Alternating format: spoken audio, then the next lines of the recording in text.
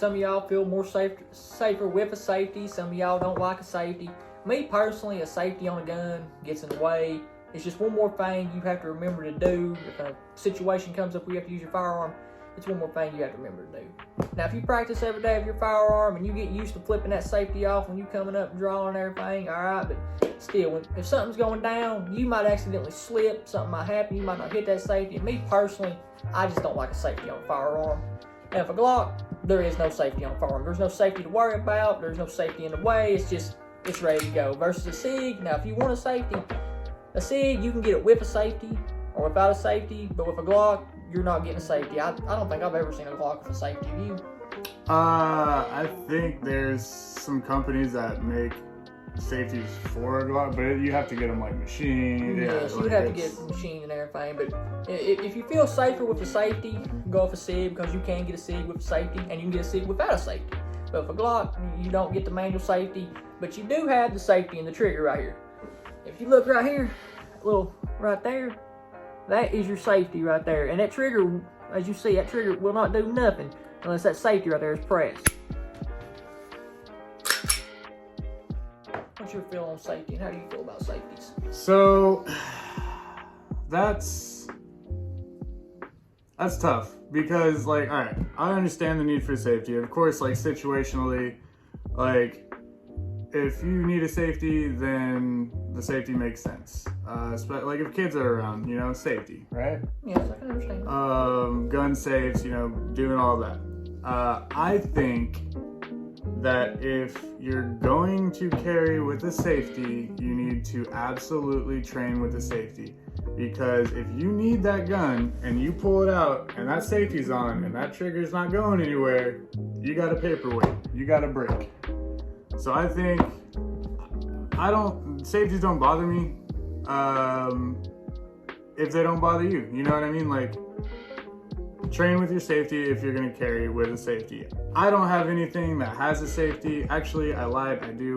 My 1911 has a safety. All 1911s have safeties. You ain't getting by that one. Yeah, I mean, no, I have guns that have safeties, but none of my carries have safety. See, none of these have safety anywhere on them. No safeties on these firearms. And if you get used to shooting a gun that doesn't have a safety, then you find a gun that does have a safety, you'll be sitting there hitting that safety trying to get the slide release to move. So I have two Sigs that don't have safeties. I have two Glocks that don't have safeties. They had the trigger they had the safety in the trigger. That's all they need. Okay. That trigger will not pull unless that safety is pressed. I mean, he does have a point there. You got that. And if y'all want to discuss safety and problems with guns and all that, I'm sure y'all seen Sig is the one being sued for problems about dropping guns and guns being unsafe and all that. Glock, you ain't never seen Glock get sued because that gun got dropped and went off. That safety in that trigger works. Versus this Sig, I'm sure y'all seen it. That Sig gets dropped, that gun fires, get you a Glock. I will 100% put money on it right now that most accidental discharges come from Glock. I will put money on that right now. I ain't seen Sig's been sued, what, twice? Sig's been sued twice because of drop safety problems. No, I'm not saying that didn't happen. There's been some accidental discharges with Sig. But statistically speaking, there have been more accidental discharges with Glock. There's more people on Glocks, there's gonna be more problems, right? If there's 1 million people on this and 500,000 on this, well, of course you're gonna get more accidental discharges here and there. Somebody's gonna mess up and there's gonna be an accidental discharge. If you got 500,000 more of these guns, there's gonna be more discharges. That's why you practice gun safety. Either way you look at it, that's why having a good holster is important, because I don't know who was carrying and the gun went off in their holster, but I don't know the condition of that holster. I don't know if a garment got in the way. So that is true. Make sure you're in a good holster. Your trigger's not in any. Trigger's protected. Yeah, it's not gonna get compromised. Make sure your garments are out of the way. You don't get like a shirt stuck in your holster that could accidentally depress your trigger. And if you're one of these people that carry in your pocket, it's fine to carry. If you have a small gun you carry in your pocket and a holster, do it. Just make sure the only thing in that pocket is that gun and that holster, nothing else. And they make pocket holsters. They do make pocket holsters, yes. But a firearm like this, you could pocket carry this firearm, this 43X. You could pocket carry. It will fit in a pocket, but I couldn't do it. But you could pocket carry this firearm, yes.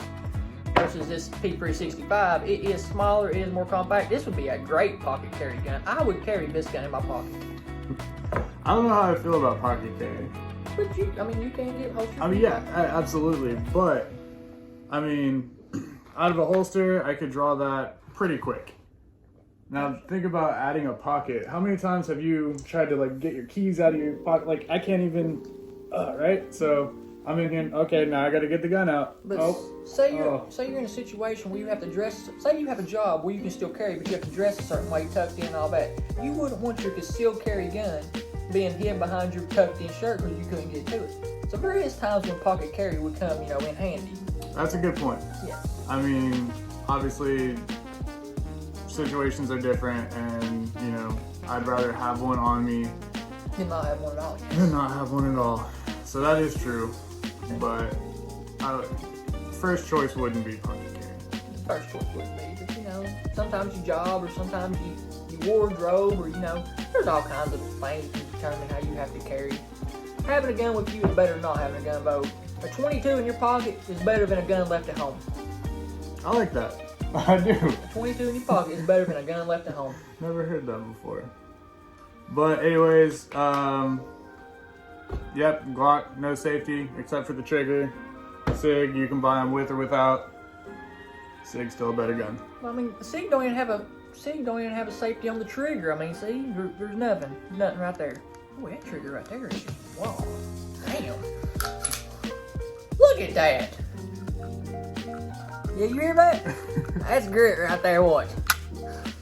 Well, you see where it broke, and then watch the reset. Right there. Listen to that. Better trigger than my ass. That's a much better trigger. Both great firearms, I prefer Glock, he prefers the Sig, but they're both great firearms. They both shoot, they both go bang every time, and we've not had a problem out of any of them. I've had zero issues with it. I've thousands of rounds through.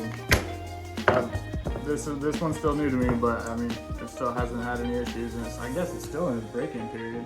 Glocks don't require a break-in period. They're not like a Sig. They do not require no break-in period. I just did the grip. I mean, they just feel better in my hand. I'll say what my uncle says. He says, a Glock's gonna go bang every time. He doesn't disagree with the reliability, but he says when you're holding a Glock, it's just like holding someone else's Peter. You know what I mean? It's not that bad. I mean, what, holding someone else's Peter? He's a comedian, alright? He's a comedian. You see here, look here. This Glock right here, look at that. Full grip, everything, your whole hand. This Sig right here, look at that pinky ain't got nothing. Unless you got that extended mag, that pinky's just floating. Now there's all kinds of guns like that where your pinky's floating, pretty much all subcompacts and all that, but the better grip you have on a firearm, the better you shoot that gun.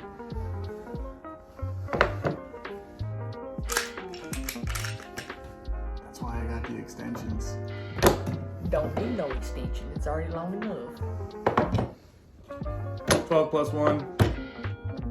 It's a double stack and a single stack. A double stack's gonna fit one. Exactly. And I have the mag at home, 3 of them. They are double stack metal mags. I can fit more of them. I can't remember the name on them right now, but you can get metal mags for these by a company where you can fit 12, 13, 14 rounds in this gun. I have them at home. I have 3 of them. You have to swap out the release. I just ain't done that yet, but you can get better mags. Out of the box, mine came with 2 12s and a 15. Got 2 10s.